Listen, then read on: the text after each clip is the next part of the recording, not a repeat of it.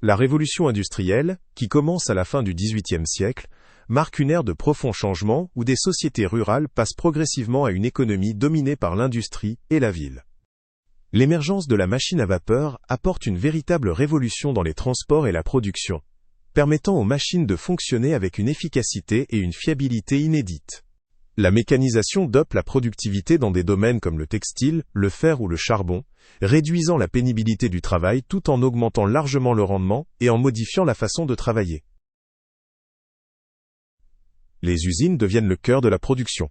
Ces lieux rassemblent machines et ouvriers et posent les bases de la production de masse telle qu'on la connaît aujourd'hui. Le développement du chemin de fer change la manière de voyager et de commercer.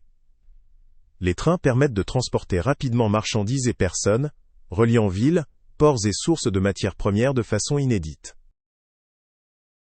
L'urbanisation s'accélère lorsque des foules quittent les campagnes pour chercher du travail en ville. Ce mouvement transforme les paysages urbains et pousse à la création d'environnements et d'infrastructures modernes.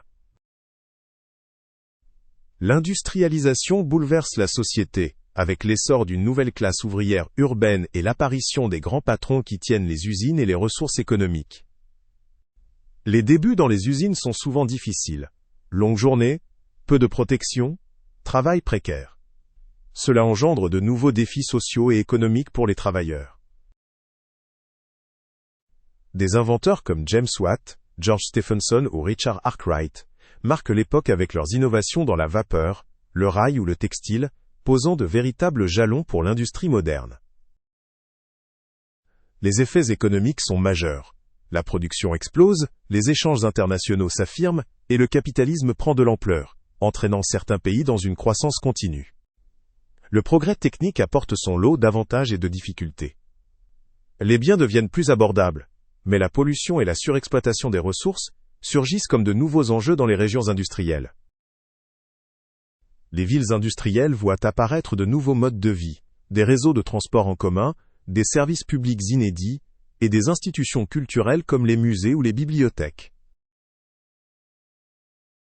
Les ouvriers commencent à se regrouper pour défendre leurs droits, donnant naissance aux mouvements syndicaux et revendiquant de meilleures conditions de travail et de salaire. L'héritage de la révolution industrielle est toujours présent. Elle a ouvert la voie à l'innovation, à la croissance économique et à des transformations qui impactent encore notre quotidien. En résumé, la révolution industrielle a totalement redessiné la société, l'économie et la culture, préparant le monde d'aujourd'hui. Merci de votre attention et abonnez-vous pour découvrir plus de faits historiques et de contenus enrichissants.